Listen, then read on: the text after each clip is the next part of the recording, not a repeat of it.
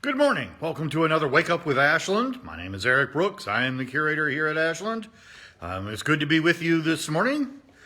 Before we get further into our subject for the day, I do want to thank the Pre-Mutual Funds for their continued support of this program. They've made it possible for us to do this all year long and continue to do so, and we're very pleased for their support and for the ability to continue to do this as we have for most of this year. So I've been glad to be able to do that. It's been a lot of fun. We've been able to share a lot of things we don't often get to share. And today we're going to do that again, and we're going to do that with a timely subject. It's holiday time at Ashland, and that's always a special time at the estate.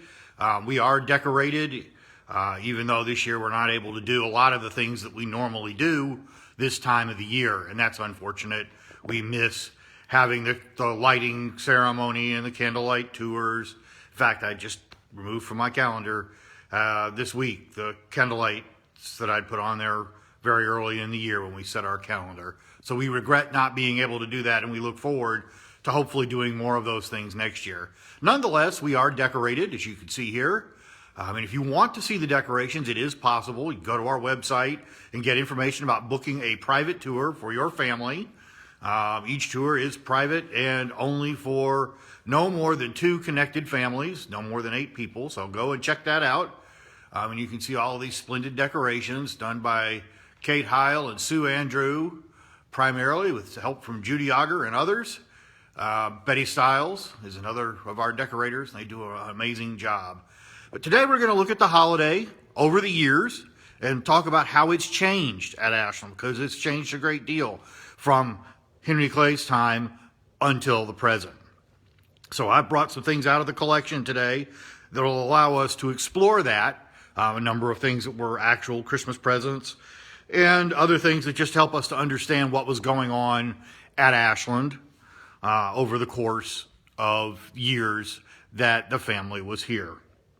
So if we're going to start with Henry Clay, it should be noted that in Clay's time, the Christmas holiday was not nearly the observance that it is today. In fact, many times in his time, he was actually working on Christmas Day. He would write letters home.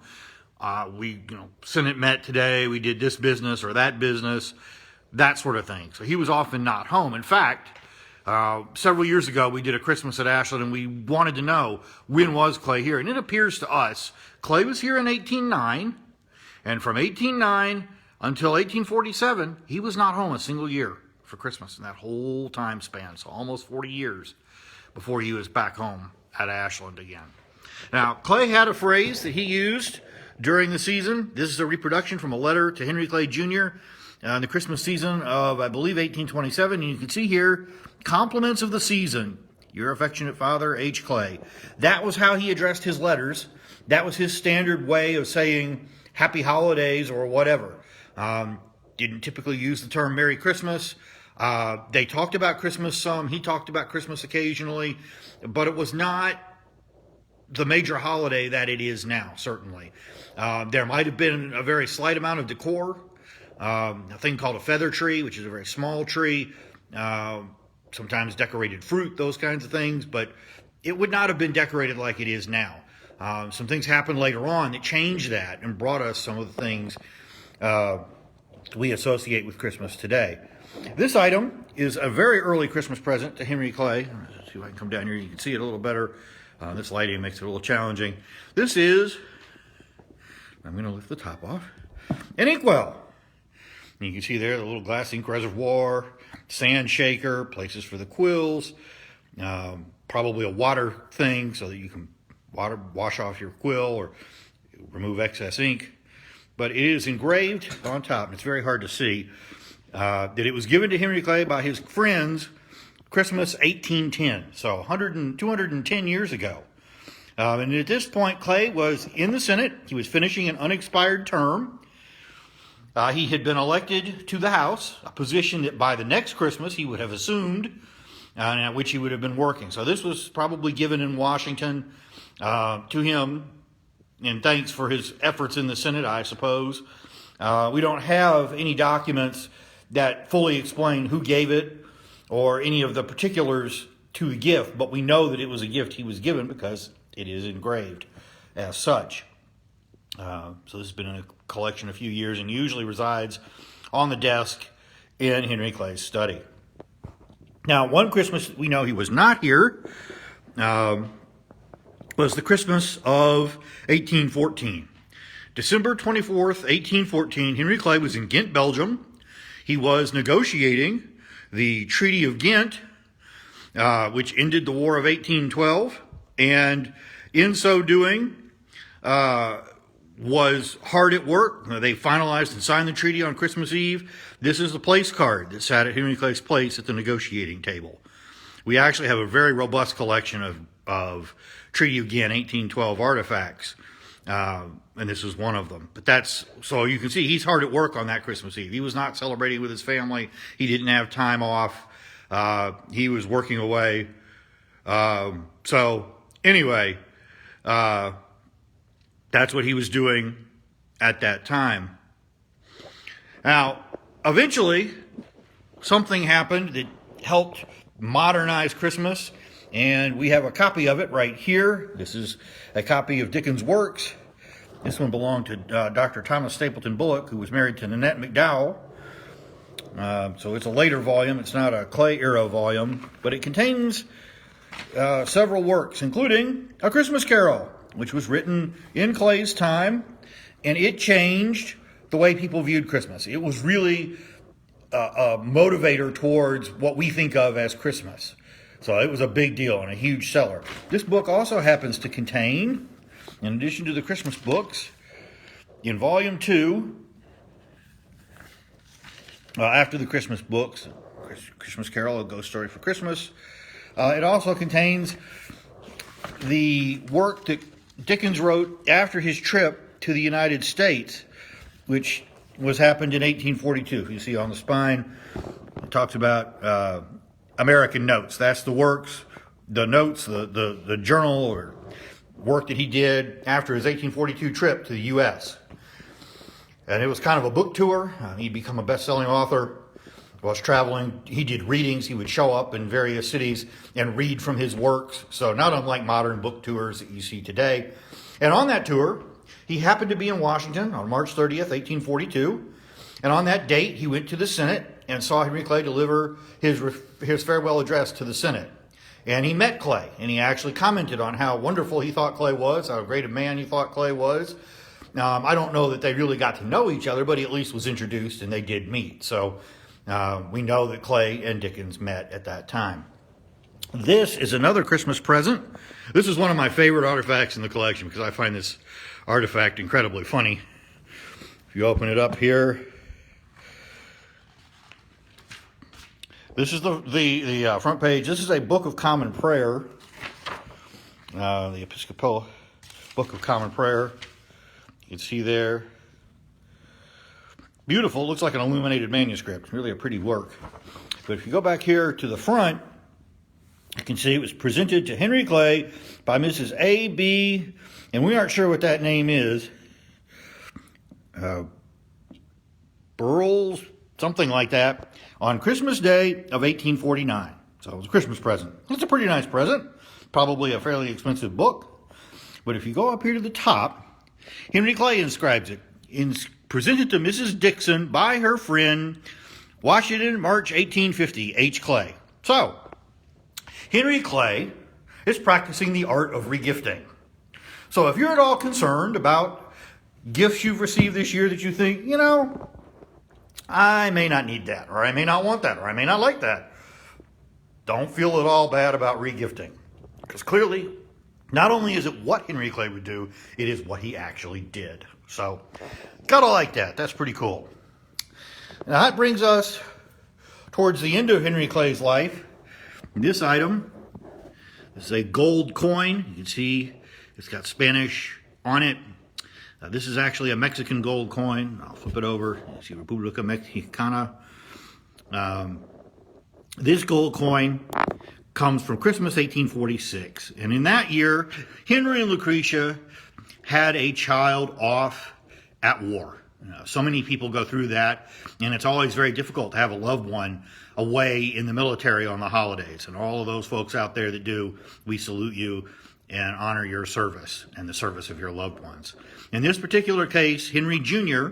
was off in Mexico during the Mexican War, and at this particular time was kind of waiting for action.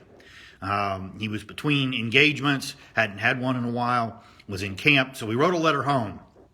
And it included this coin, which was really meant for his 5-year-old son, Tommy. He thought Tommy would enjoy the little shiny gold coin, and he sent it to his 2 other children, Henry III and his daughter Anne, and asked them to pass it on to Tommy.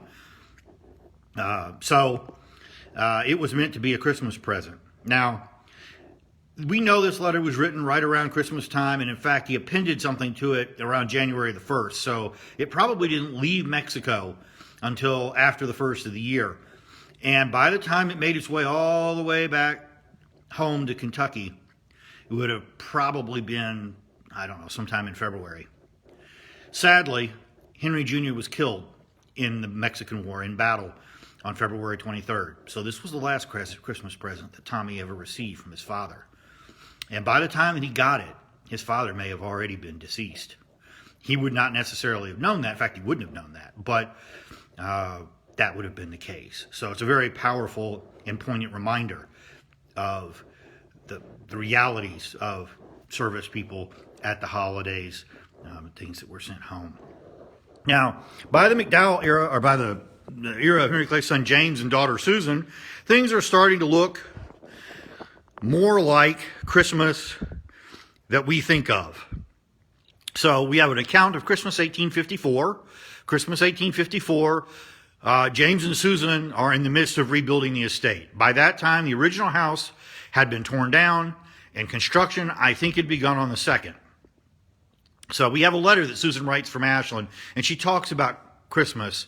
And I think this must have been over next door at Mansfield, the home of Henry Clay's son Thomas, because I can't imagine there would have been a place where they could have done this at Ashland at that time, although it is, like I say, addressed from Ashland. And we have some lack of clarity on exactly how that went.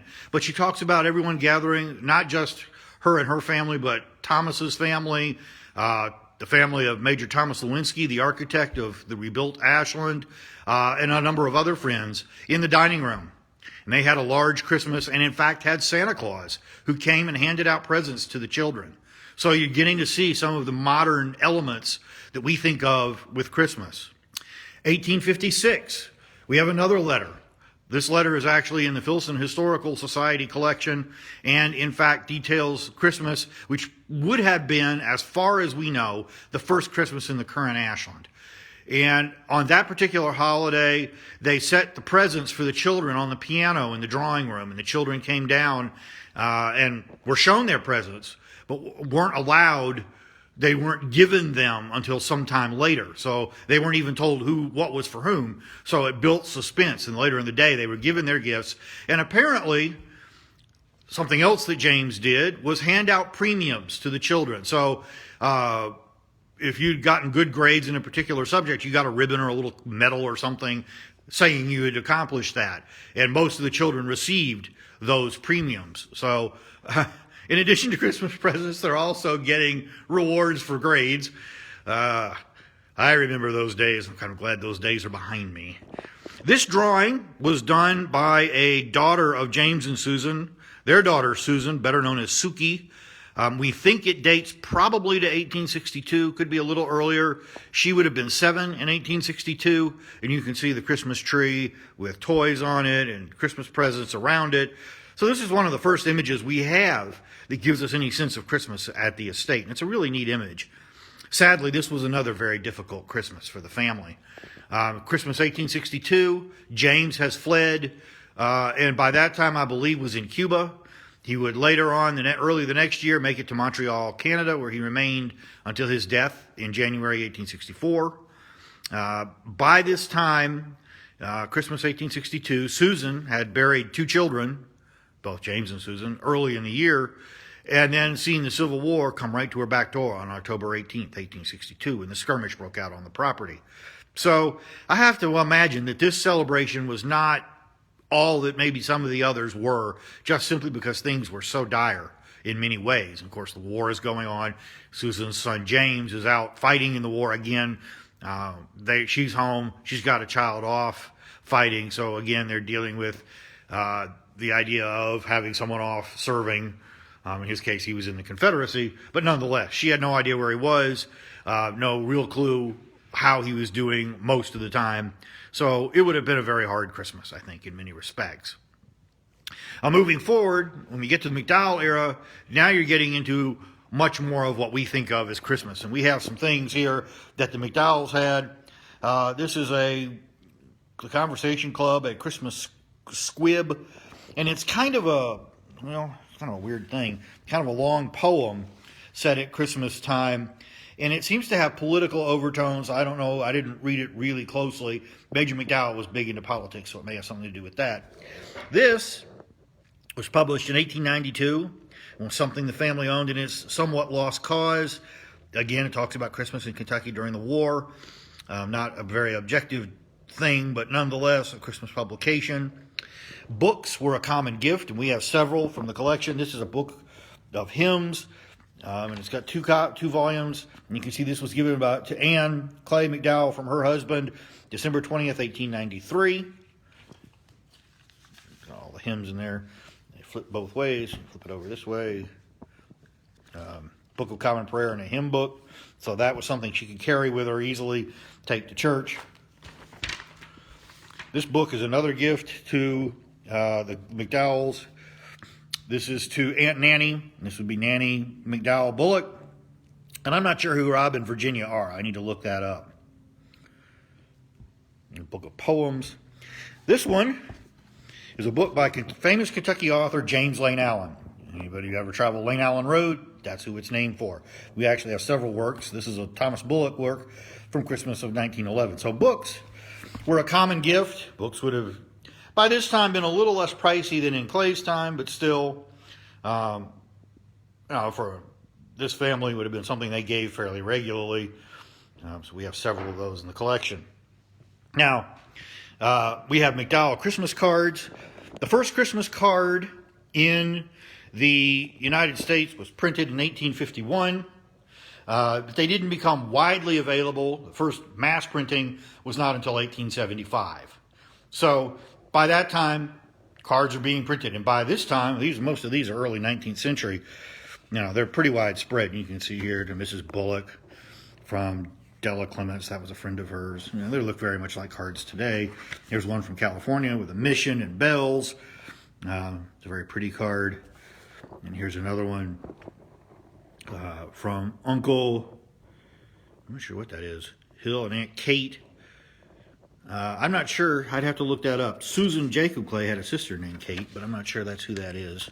So we have Christmas cards, gift tags. They were putting tags on their presents. You can see that a lot of these are to Nettie that she saved, from her family. One of the common themes and elements of these is the poinsettia. And I think that's interesting.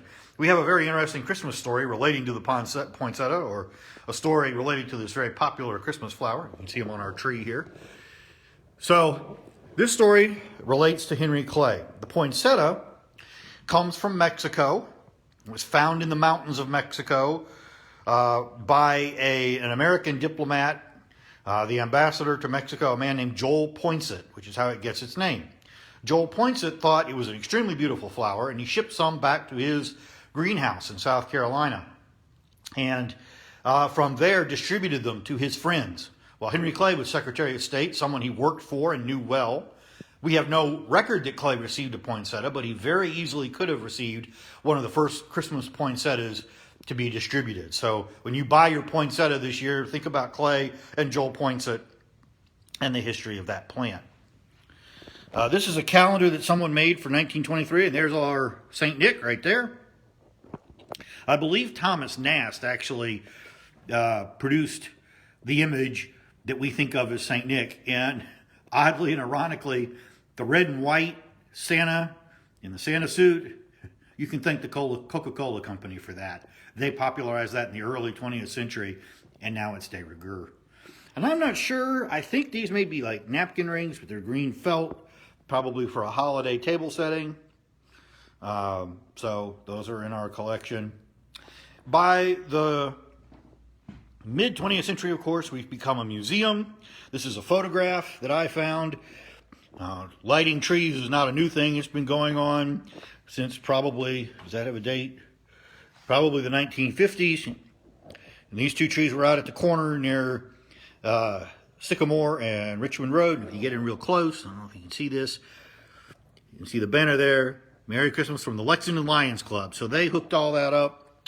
Interestingly enough, about 8 or 10 years ago, one of these trees came down. There was one still there. And when we pulled it down and started to cut it up, we discovered these lights were still wrapped on it. Of course, they didn't work. They were long rusted out. But they were still there. And my big question has always been, that's really neat. It's really pretty. How in the world did they plug those things in, man? That's a long way to the mansion. And there's no outlet down there that I know of. So I don't know how that worked. But we've been lighting Christmas trees for a long time. And we have a tree lit this year. We have the buildings lit. So if you're around the area driving by at night, take a look at our lights. We've got the trees in the windows. Trying to have what Christmas cheer we can. So we hope that you'll enjoy that. This is an advertisement. And it's, it says here, the candies and toys that Santa brings will soon be forgotten amongst other things, but hole-proof hose, the guaranteed brand, will last till the 4th of July is at hand. Because we all know that our favorite Christmas present is always socks. Even really good socks. Yeah, we're going to put our toys aside for our socks. Sure, okay. Now, there you go. There's more about the socks. And notice here, this is Graves, Cox and Company. That's the men's clothing store. Which existed, I think, until fairly recently. I think it's, unfortunately now, may not be in existence. But they were, until fairly recently, and a big part of Lexington community. This is a Christmas card featuring Ashland. We still have these. We still do these. This one probably dates to around the time the foundation began to operate, probably 1950 or the early 50s. And it is a Christmas card. It was printed by Mr. and Mrs. Joseph C. Graves. Joseph C. Graves was the first president of the board of directors of the Henry Clay Memorial Foundation, among other things. He was also the Graves of Grave Cox, interestingly enough. His son, Joe Jr., took over the business. Unfortunately, we lost Joe a couple of months ago, so we were very sorry to lose him. He was a really wonderful man. Joe Jr., that is. Joe Sr. died some time ago. But Joe Jr. I got to know and was a very wonderful man. Did a lot for Ashland, so we appreciate that. Wish Hart, his wife, the best. I'm sure it'll be a challenging holiday, but we wish her the best, and we miss Joe. But Joe Graves, and among other things, had his own printing press, and that's something he printed. And he printed a lot of things for the estate, some of which are still around. We've had some of them reprinted and sold, so he's a big part of things here at Ashland. And it's neat to see this card, featuring Ashland for Christmas for the first time. It's got little wreaths, I think. Well, maybe not. Anyway, it's a nice card. So as you can see, Christmas at Ashland has taken a variety of forms over the years and evolved from almost a non-celebration into what we think of as Christmas today. And we've had probably some very happy Christmases here at Ashland. There may be some that were not so much, as would be expected at a place like this for as long as it's been around. So I hope you've enjoyed this look, and I'll be happy to answer any questions that anyone may have about Christmas. While you're thinking about that, I would like to remind everyone that the Ashland Museum store is open 10 to 5 Tuesday through Friday. We have lots of interesting things. If you're looking for Christmas presents, you can come in and take a look.